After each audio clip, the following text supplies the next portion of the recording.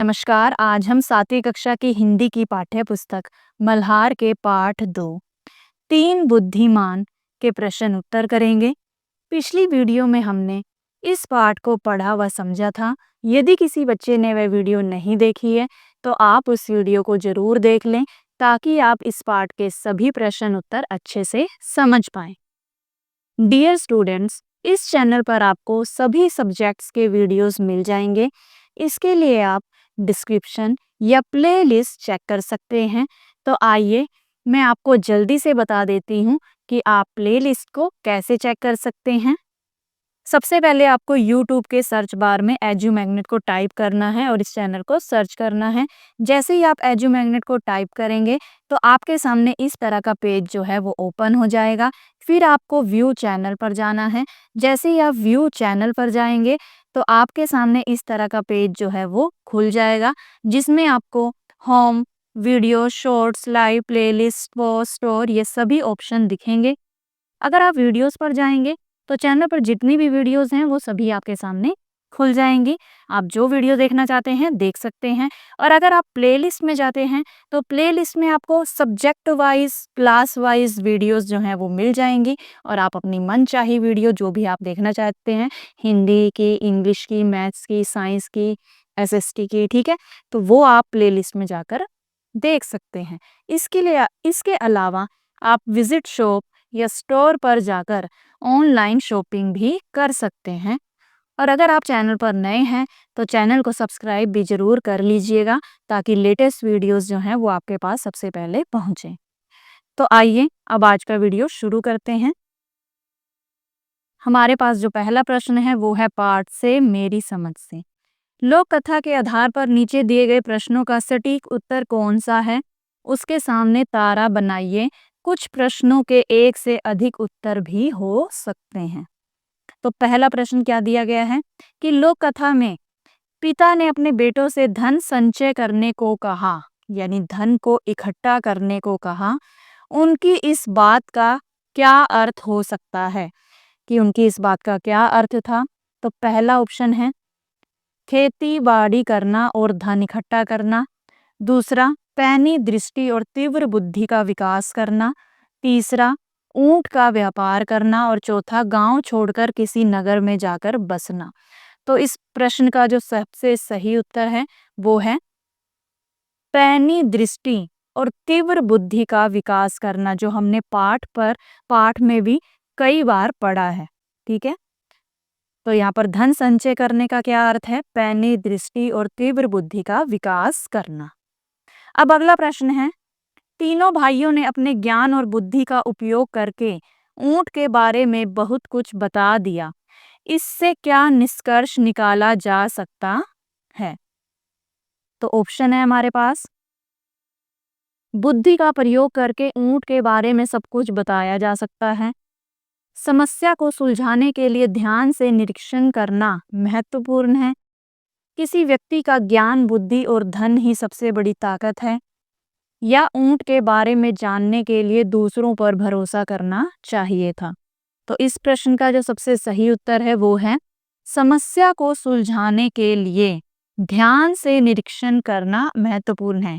कि किसी भी समस्या को अगर हम सुलझाना चाहते हैं, हल करना चाहते हैं, तो हमें सोच समझकर ध्यान से उसका उस समस्या को ऑब्जर्व करना होगा। ठीक है, तभी हम समस्या को सुलझा पाएंगे। तीसरा प्रश्न, राजा ने भाइयों की बुद्धिमत्ता पर विश्वास क्यों किया? तो पहला ऑप्शन है कि भाइयों ने अपनी बात को तर्क के साथ समझाया। दूसरा, राजा को ऊंट के स्वामी की बातों पर संदेह था।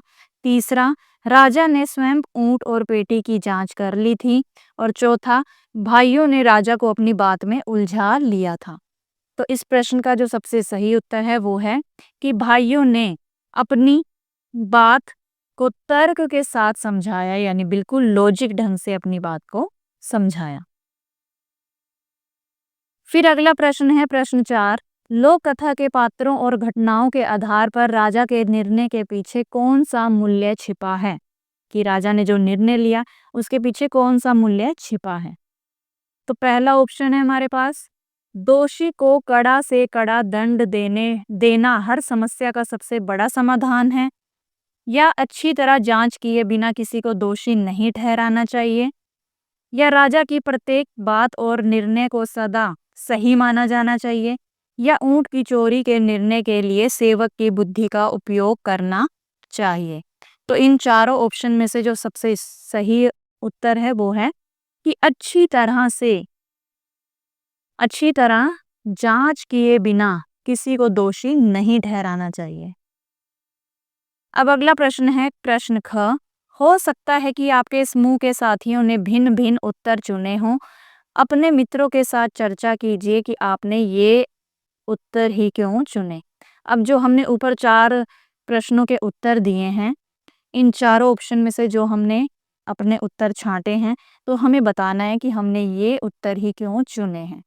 तो हमारा पहला उत्तर चुनने का कारण है, यहाँ धन का मतलब असली पैसा नहीं, कि धन संचय करने का मतलब ये नहीं है कि असली पैसा धन दौलत हमें इकट्ठा करनी है, बल्कि बुद्धि और ज्ञान है। ठीक है, यहाँ धन का मतलब असली पैसा नहीं बल्कि बुद्धि और ज्ञान है, जो जीवन में सबसे बड़ा धन है। और दूसरा उत्तर चुनने का कारण है कि कहानी में भाइयों ने ऊंट को देखे बिना उसके बारे में केवल निरीक्षण और तर्क से पता लगाया था। तीसरा उत्तर चुनने का हमारा कारण है, भाइयों की बातें तर्क संगत थी, बिल्कुल लॉजिकल थी और जांच से भी सच साबित हुई थी, और जब जांच की गई थी तब भी बात जो है उनकी वो निर्दोष साबित हो गए थे। तो हमारा जो उत्तर है कि भाइयों ने अपनी बात को तर्क से समझाया, तो ये बिल्कुल सही है। और चौथा उत्तर चुनने का कारण है कि राजा ने किसी भी निर्णय से पहले पूरी जांच पड़ताल की थी और तभी निष्कर्ष निकाला था। तो हमने जो भी उत्तर चुने हैं वो हमारे बिल्कुल सही हैं। अगला प्रश्न, पंक्तियों पर चर्चा। पाठ में से चुनकर कुछ पंक्तियां नीचे दी गई हैं, इन्हें ध्यान से पढ़िए और इन पर विचार कीजिए। आपको इनका क्या अर्थ समझ में आया? अपने विचार अपने समूह में साझा कीजिए और लिखिए। तो पहली पंक्ति क्या है? रुपए पैसे के स्थान पर तुम्हारे पास पैनी दृष्टि होगी और सोने चांदी के स्थान पर तीव्र बुद्धि होगी। ऐसा धन संचित कर लेने पर तुम्हें कभी किसी प्रकार की कमी न रहेगी और तुम दूसरों की तुलना में 19 नहीं रहोगे। तो हमें बताना है कि हमें इस पंक्ति का क्या अर्थ समझ में आया।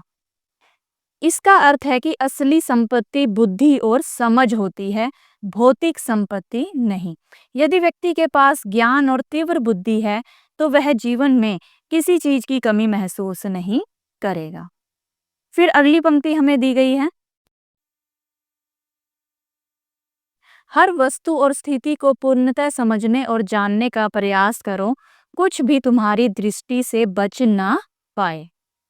इसका अर्थ है कि हमें हर बात को गहराई से समझने और ध्यानपूर्वक देखने की आदत डालनी चाहिए, ताकि कोई भी जरूरी बात हमारी नजर से ना छूटे।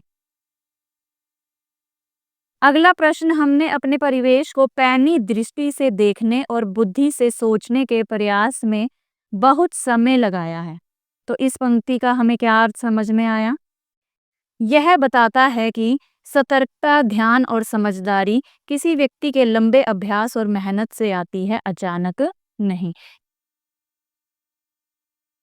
अगला प्रश्न, मिलकर करें मिलान। इस लोक कथा में से चुनकर कुछ वाक्य नीचे स्तंभ 1 में दिए गए हैं। उनके भाव या अर्थ से मिलते जुलते वाक्य स्तंभ 2 में दिए गए हैं।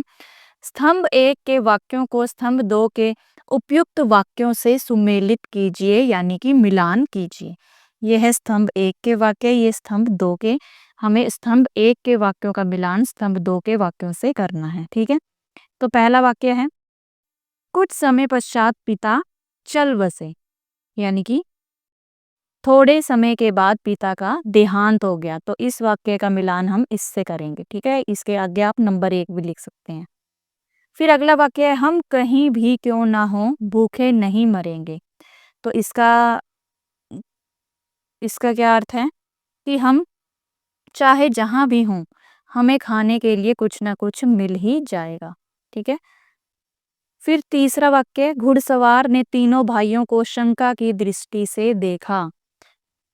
इसका मिलान इससे होगा कि घोड़े पर सवार व्यक्ति ने तीनों भाइयों को अविश्वास से देखा, यानी शक की नजरों से देखा।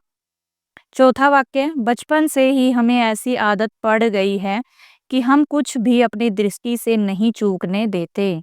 तो इसका मिलान इससे होगा कि बचपन से ही हमें आदत हो गई है कि हम हर छोटी बड़ी वस्तु पर ध्यान अवश्य देते हैं। ठीक है। और पांचवा है, लोगों के आश्चर्य का कोई ठिकाना न था। तो इसका मिलान इससे होगा कि लोग इतने अचंभित थे कि उनका आश्चर्य व्यक्त करना कठिन था। तो इस तरह से आपको इन वाक्यों का मिलान करना है। अगला प्रश्न सोच विचार के लिए, लोक कथा को एक बार फिर से पढ़िए, पता लगाइए और लिखिए। पहला प्रश्न क्या दिया गया है, तीनों भाइयों ने बिना ऊंट को देखे उसके विषय में कैसे बता दिया था। उन्होंने धूल पर ऊंट के पैरों के निशान, रास्ते के किनारे चराई गई घास और जूतों के निशानों का ध्यानपूर्वक निरीक्षण किया और उसी से ऊंट, महिला और बच्चे के बारे में बताया। फिर अगला प्रश्न है, आपके अनुसार इस लोक कथा में सबसे अधिक महत्व किस बात को दिया गया है? तार्किक सोच, अवलोकन या सत्यवादिता? लोक कथा के आधार पर समझाइए। तो इसका उत्तर है तार्किक सोच और अवलोकन को, लॉजिकल थिंकिंग और ऑब्जर्वेशन स्किल को महत्व दिया गया है, क्योंकि भाइयों ने बिना किसी से पूछे अपने निरीक्षण और बुद्धि से सच का पता लगाया कि यहाँ पर अभी ऐसा ऐसा हुआ था। अगला प्रश्न, लोक कथा में राजा ने पहले भाइयों पर संदेह किया लेकिन बाद में उन्हें निर्दोष माना। राजा की सोच क्यों बदल गई? तो उत्तर है, जब भाइयों ने तर्क और प्रमाण के साथ, यानी अपने तर्क और प्रमाण यानी कि पूरे सबूत के साथ अपनी बात साबित कर दी और पेटी में अनार की सही जानकारी दी, तब राजा को विश्वास हो गया कि वे निर्दोष हैं, उन्होंने कुछ नहीं किया। अगला प्रश्न, ऊंट के स्वामी ने भाइयों पर तुरंत संदेह क्यों किया? आपके विचार से उसे क्या करना चाहिए था जिससे उसे अपना ऊंट मिल जाता? तो उत्तर है, क्योंकि भाइयों ने बिना पूछे ऊंट की पूरी स्थिति बता दी थी, जिससे वह भ्रमित हो गया। उसे उसे पहले भाइयों की बात ध्यान से सुननी चाहिए थी और उनकी सलाह के अनुसार ऊंट को ढूंढने जाना चाहिए था। अगला प्रश्न, पिता ने बेटों को दूसरे प्रकार का धन संचित करने की सलाह क्यों दी? इससे पिता के बारे में क्या-क्या पता चलता है? तो इसका उत्तर है, पिता ने दूसरे प्रकार के धन को संचित करने की सलाह इसलिए दी क्योंकि वे जानते थे कि भौतिक संपत्ति खत्म हो सकती है, पर ज्ञान और बुद्धि हमेशा काम आते हैं। कि जितनी भी हमारी भौतिक सुविधाएं हैं, धन, दौलत, रुपया, पैसा, ठीक है, वो तो एक ना एक दिन खत्म हो जाएंगे, लेकिन जो हमारा ज्ञान है, हमारी बुद्धि है, वो हमेशा हमारे साथ ही रहेगी। इससे पता चलता है कि वे दूरदर्शी और व्यवहारिक सोच वाले व्यक्ति थे। दूर की सोचने वाले थे, दूरदर्शी यानी कि दूर की सोच रखने वाले, और प्रैक्टिकल प्रैक्टिकल सोचते थे वो। ठीक है। अगला प्रश्न, राजा ने भाइयों की परीक्षा लेने के लिए पेटी का उपयोग किया। इस परीक्षा से राजा के व्यक्तित्व और निर्णय शैली के बारे में क्या-क्या निष्कर्ष निकाला जा सकता है? तो उत्तर है, राजा ने भाइयों की परीक्षा के लिए पेटी का उपयोग किया, जिससे पता चलता है कि वह निष्पक्ष, समझदार, बुद्धिमान और सही निर्णय लेने वाला राजा था।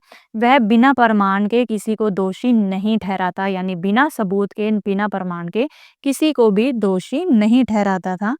ठीक है। अगला प्रश्न, आप इस लोक कथा के भाइयों की किस विशेषता को अपनाना चाहेंगे और क्यों? तो उत्तर है, मैं उन भाइयों की गहरी अवलोकन शक्ति, और तार्किक सोच को अपनाना चाहूंगा। अवलोकन शक्ति यानी कि ऑब्जर्वेशन स्किल, और तार्किक सोच का अर्थ होता है लॉजिकल थिंकिंग। क्योंकि ये गुण जीवन में सही निर्णय लेने में बहुत मदद करते हैं। अगला प्रश्न अनुमान और कल्पना से। अपने समूह में मिलकर चर्चा कीजिए। यदि राजा ने बिना जांच के भाइयों को दोषी ठहरा दिया होता तो इस लोक कथा का क्या परिणाम होता? यदि राजा ने बिना जांच के भाइयों को दोषी ठहरा दिया होता तो निर्दोष लोगों को दंड मिल जाता और इससे प्रजा का राजा पर से विश्वास उठ जाता और राज्य में असंतोष फैल जाता। अगला प्रश्न है, यदि भाइयों ने अनार के बारे में सही अनुमान ना लगाया होता तो लोक कथा का अंत किस प्रकार होता? अपने विचार व्यक्त करें। यदि भाइयों ने अनार के बारे में सही अनुमान न लगाया होता तो वे अपनी निर्दोषता साबित नहीं कर पाते और राजा उन्हें चोर समझ लेता और उन्हें दंड भुगतना पड़ता। अगला प्रश्न, लोक कथा में यदि तीनों भाई ऊंट को खोजने जाते तो उन्हें कौन कौन सी कठिनाइयों का सामना करना पड़ सकता था? तो इसका उत्तर है, यदि तीनों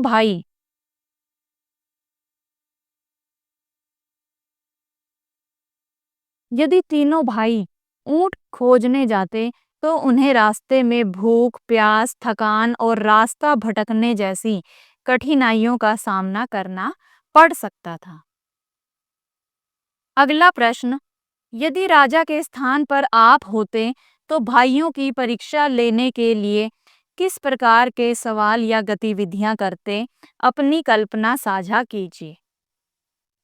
यदि मैं राजा होता तो भाइयों से आसपास की वस्तुओं का निरीक्षण कर उनके बारे में अनुमान लगाने के लिए कहता, जैसे बगीचे के किसी फूल के रंग, उसकी गंध या किसी वस्तु के वजन का अनुमान लगाने को कहता। अगला प्रश्न, शब्द से जुड़े शब्द। नीचे दिए गए रिक्त स्थानों में बुद्धि से जुड़े शब्द अपने समूह में चर्चा करके लिखिए। तो यहाँ पर दिया गया हमें बुद्धि और उससे जुड़े शब्दों को हमें ये खाली जगह में लिखना है। एक उदाहरण हमें यहाँ पर दिया गया है मस्तिष्क। तो इसके अलावा बुद्धि से जुड़े हुए और शब्द कौन कौन से हो सकते हैं वो लिखते हैं यहाँ पर। जैसे कि एक हो सकता है बुद्धि से जुड़ा हुआ शब्द विवेक, कि हमें अपने विवेक से काम लेना चाहिए बुद्धि से। चतुराई, ठीक है, विवेक, चतुराई, समझदारी, समझदारी। और क्या हो सकता है? सूझबूझ, सूझबूझ,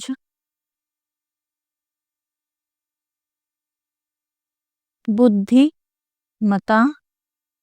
और क्या हो सकता है? और इसके अलावा हो सकता है